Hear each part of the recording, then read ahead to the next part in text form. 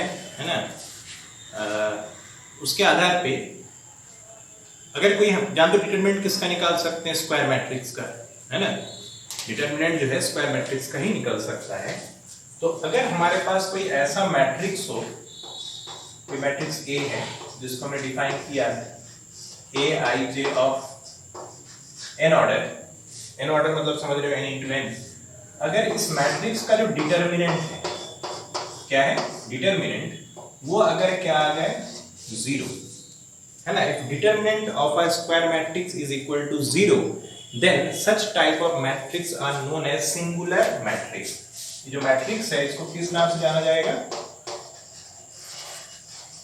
Singular matrix के नाम से जाना जाएगा। Am I clear? है ना, तो समझ गए होंगे सिंगुलर मैट्रिक्स अगर आपसे पूछा जाए तो आप समझ गए होंगे कि ऐसा मैट्रिक्स जिसका डिटरमिनेंट क्या है, ऑफ कोर्स स्क्वायर मैट्रिक्स की बात हो रही है, अगर डिटरमिनेंट 0 होगा तो सिंगुलर बोलेंगे और अगर नहीं होगा तो नॉन सिंगुलर बोलेंगे, है ना। अगर ये हुआ तो सिंगुलर, है ना, इफ अगर ये नॉन जीरो हुआ, है ना, इसको हम बोलेंगे किस नाम से, नॉन सिंगुलर मैट्रिक्स के नाम से जानेंगे। ठीक है ना, क्लियर है, बड़ा आसान है ना। जैसे एक प्रॉब्लम सॉल्व करते हैं, मान लो हमारे पास एक मैट्रिक्स है, एक हमारे पास कोई मैट्रिक्स है, मान लीजिए matrix A is equal to है, मान लीजिए 1 1 x माइनस 2 2 2 3 1 एंड माइनस 3। ये हमने आपको एक मैट्रिक्स दे दिया और बोल दिया गया कि मैट्रिक्स जो है एक सिंगुलर मैट्रिक्स है ना। आपसे ये क्वेश्चन दिया जा रहा है कि this A matrix is a singular matrix, है ना। तो आप x की वैल्यू पता करके बताइए, ठीक है ना, हमारे लिए अननोन है और हमें इसको पता करके बताना है। तो आप लॉजिक समझ गए होंगे कि सिंगुलर के डेफिनेशन के हिसाब से अगर डिटरमिनेंट 0 होगा तो उसको हम सिंगुलर बोलेंगे। तो बस जो आप जानते हो उसको यूज करिए। तो डिटरमिनेंट निकालना कल आपको सिखाया था मैंने, है ना। ये फर्स्ट रो के अगेंस्ट हम खोलेंगे तो क्या आएगा, 1 इंटू ब्रैकेट में this into this minus 6 minus this into this. ये प्रैक्टिस कर लिए हो तो बनने लग गया होगा, माइनस माइनस साइन के साथ, और इसका क्या है माइनस 2 ब्रैकेट में दिस इंटू दिस यानी कि minus 3 minus this into this यानी कि x प्लस क्या लिखेंगे 3 और ब्रैकेट में क्या आएगा दिस इंटू दिस यानी 2 इंटू 1 2 एंड 2 इंटू x यानी माइनस 2x। और ये हमको बोल दिया गया सिंगुलर मैट्रिक्स यानी कि इसका वैल्यू कितनी आएगी, डेफिनेटली 0 ही आना पड़ेगा, ठीक है ना, बाय डेफिनेशन। बस अब x के लिए आप सीधे सीधे लीनियर इक्वेशन ही बन रहा है, कितना आएगा, ये आएगा माइनस 2 माइनस 6 यानी कि माइनस 8, ये आएगा plus minus into minus plus और 2 इंटू 3 कितना आएगा 6 पर minus 6 minus into minus plus into minus again minus कितना आएगा 2x, ठीक है। यहाँ पे कितना आएगा plus 6 minus 6x is equal to 0। तो मेरे ख्याल से तो आप डील करना जानते ही हो, क्या लिखेंगे बताइए, ये माइनस 6 है और ये प्लस 6 है, तो ये दोनों एक दूसरे को काट दिया, बचा हमारे पास माइनस 8 और ये बचा minus 8x is equal to 0। इसका मतलब x इज इक्वल टू कितना हो गया बेटा, माइनस 8 बाई 8। सही कह रहा हूं, इसको इधर भेजेंगे तो माइनस से ये हो जाएगा प्लस 8x, है कि नहीं, और इसको आप काट लीजिए तो कितना आएगा माइनस, ठीक है। और साथ ही में हम डिस्कस करेंगे एक और चीज, पैरेलली कोफैक्टर्स, ठीक है ना। अब समझो ये क्या होता है, माइनस का मतलब ये होता है कि पहली बात तो माइनस को हम डिनोट करेंगे MIJ से, है ना, यानी कि पढ़ेंगे क्या इसको, माइनस ऑफ ijth एलिमेंट। तो बात समझना है, ये माइनस जो होते हैं वो एलिमेंट्स का होता है, ठीक है ना। माइनर किसका होता है, सीधे सीधे पूरा पूरा मैट्रिक्स का नहीं होगा, ये मैट्रिक्स के किसी एक एलिमेंट का होगा, ठीक है ना। तो MIG जो इसको हम पढ़ेंगे क्या समझना है, MIG का मतलब हुआ माइनर ऑफ एलिमेंट,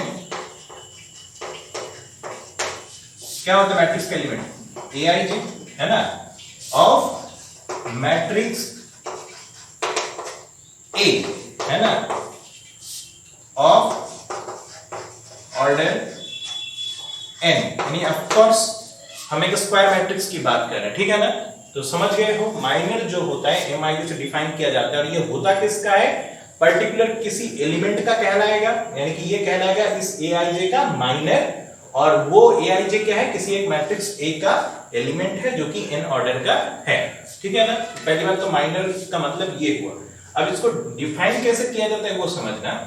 इसका माइनर निकालते कैसे हैं कि आपको डिटरमिनेंट निकालना होगा, क्या निकालना होगा, डिटरमिनेंट, लेकिन किसका डिटरमिनेंट, सब मैट्रिक्स का, सब स्क्वायर मैट्रिक्स। अब किस सेंस में सब स्क्वायर मैट्रिक्स, आपको एक नया मैट्रिक्स बनाना होगा, लेकिन ऑफ ऑर्डर n-1, यानी कि जो मैट्रिक्स A था वो A और n ऑर्डर का था, तो जो सब मैट्रिक्स बनेगा वो n-1 ऑर्डर का बनेगा। मतलब मैट्रिक्स मान लो 3/3 का था, तो जो माइनर होगा उसके लिए जो डिटरमिनेंट आप कैलकुलेट करेंगे वो 2/2 का होगा, समझ गया ना, 3-1 यानी कि 2/2 का मैट्रिक्स बनेगा। पहली बात तो ये हुआ।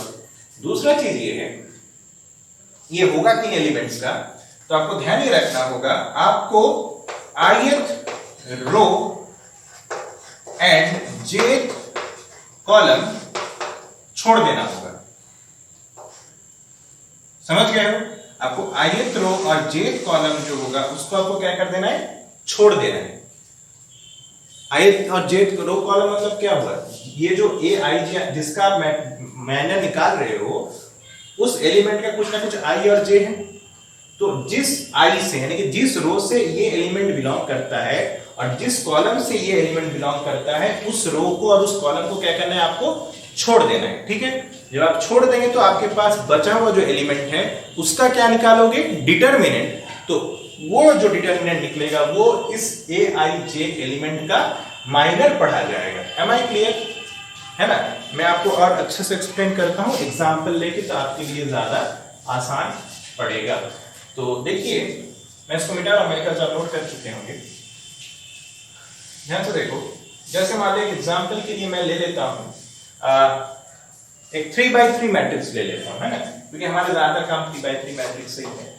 तो जो मैट्रिक्स होगा वो कैसा दिखेगा, ऐसा दिखाई दे रहेगा, A11 A12 A13, इसके एलिमेंट ऐसे नजर आएंगे, A21 A22 A23, then A31 है ना, देन A32 A33। ये हो गया आपके स्क्वायर मैट्रिक्स ऑफ ऑर्डर 3 यानी कि 3/3। अब जैसे आपको सभी एलिमेंट्स का, हर एक एलिमेंट्स का माइनर निकल सकता है, समझ रहे हो ना, जितने भी इसके एलिमेंट हैं सभी के माइनर निकाले जा सकते हैं, ठीक है ना। तो जैसे इसका माइनर कैसे डिनोट करेंगे हम, कैपिटल M और लिखेंगे 1 1, समझ गए हो, 1 1, ठीक है ना। और मैंने कहा ये जो माइनर होगा ये और कोई नहीं बल्कि क्या होगा, डिटरमिनेंट होगा सब मैट्रिक्स का, लेकिन आपको जिस रो से ये बिलोंग करता है और जिस कॉलम को ये बिलोंग करता है उसको छोड़ देना है। तो बचा क्या है भैया, ये जो चार आप देख रहे हो, A22 A23 A32 A33, ये जो एलिमेंट्स हैं इनका हमें क्या निकालना पड़ेगा, डिटरमिनेंट। तो आप देख सकते हैं ओरिजिनल मैट्रिक्स 3 ऑर्डर का था और माइनर निकालते समय जो मैट्रिक्स नया बन रहा है जिसका डिटरमिनेंट करें वो ऑर्डर 2 का है, समझ गए लाला। तो बस इतनी सी बात है। ये तरह से आपको क्या निकाल सकते हो, M1 2, ये कैसे निकलेगा आप समझ गए होंगे। M12 मतलब इसका माइनर पढ़ा जाएगा, A12 एलिमेंट का माइनर M12 से डिनोट करेंगे, और ये A12 मतलब इसका ये वाला कॉलम छोड़ दो और ये ऊपर वाला रो छोड़ दो, तो बचा कौन कौन, समझ गए हो ना, ये दोनों इधर और ये दोनों इधर, समझ गए हो। तो आपको डिटरमिनेंट निकालनी है इन एलिमेंट को कंसीडर करके, this A31, A23, then A33। बाकी आप डिटरमिनेंट निकाल दो, जानते हो 2 बाई 2 मैट्रिक्स का, this into this minus this into this, ये काम तो आप कर लेंगे।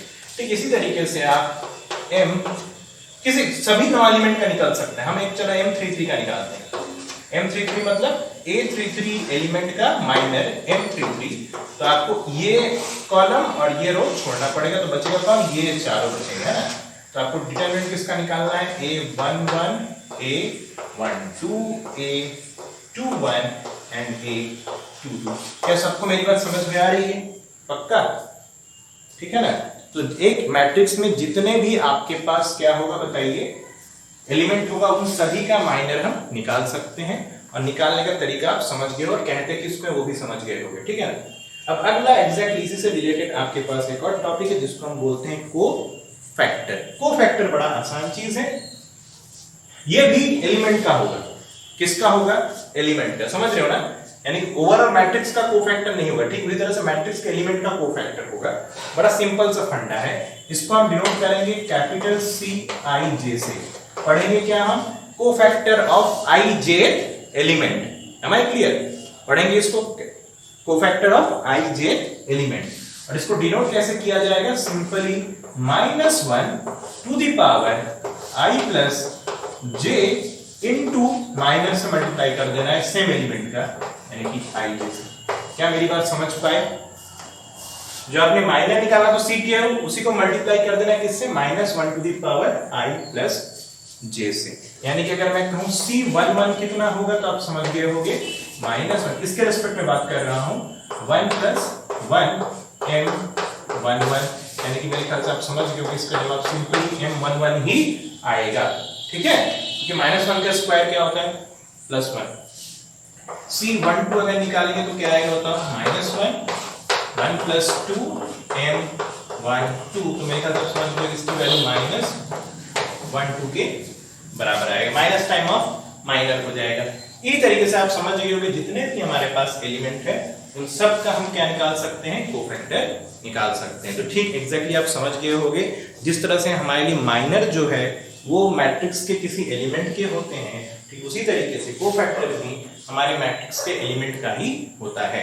निकालने का तरीका आप समझ गए होंगे, माइनर निकालते समय आपको जिस एलिमेंट का आप माइनर निकाल रहे हो वो एलिमेंट जिस रो और कॉलम को बिलोंग करता है उसको आप हटा दीजिए, बचे हुए एलिमेंट्स जो बचेंगे वो ऑफ कोर्स n-1 का ही एक मैट्रिक्स बनाएगा जिसका डिटरमिनेंट हमें सीधे सीधे निकालना होगा।